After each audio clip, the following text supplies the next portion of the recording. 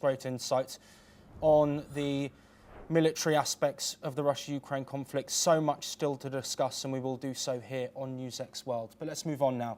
And the United Nations says war crimes were likely committed by both Syria's interim government forces and fighters loyal to the country's former rulers during sectarian violence earlier this year. A UN report says around 1,400 people, mainly civilians from Alawite communities, were killed in the coastal region, with massacres reported in March. Investigators documented torture, killings and mistreatments of the dead based on over 200 interviews and visits to grave sites. The clashes involving Druze fighters, Sunni Bedouin tribes and government forces marked the worst violence since the fall of President Bashar al-Assad. Syria's new leader, al-sharaa, has condemned the violence and promised accountability, but the UN says the scale of the atrocities requires further action. Well, of course, an initial report, but some concerning information included in it. Joining us to dissect it further is Asuma Kotoka, my colleague and correspondent here at NewsX World, joining us live from the newsroom. Asuma, thank you ever so much for speaking with us. What more can you tell us about this report in the wake of deadly sectarian violence in this region of Syria?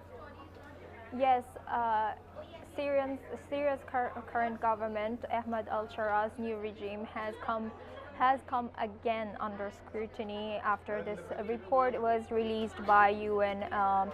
In their words, it says murder, torture, and inhumane acts related to the treatment of the dead, widespread looting, burning of homes, all of which displaced thousands of civilians. So this has been happening, and with the ousted government supporters who live in Latakia and who are known as Alawites. So Alawites is a part of a Shia religion of Islam, and they have a huge, or they have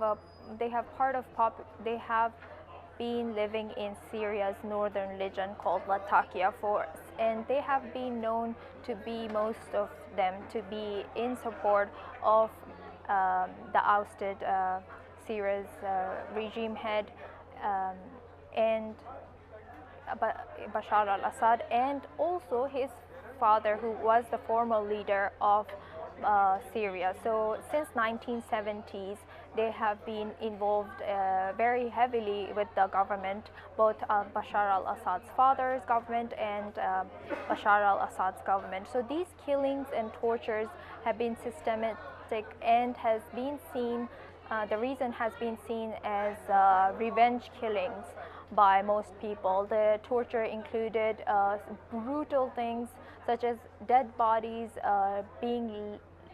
not being able or not being allowed to have normal funeral or burial according to Alawite religion's burial settings, and also some tortures included doing wrong things to the dead bodies.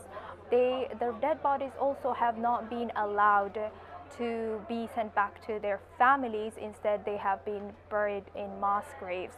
Most of this happened after the ousting of Bashar al-Assad in March this year, and it continues. It's not fully ended, as I mentioned that this is seen as a revenge killing by some Syrians, including people who are in the interim government of current leader, but Ahmed al-Sharaa.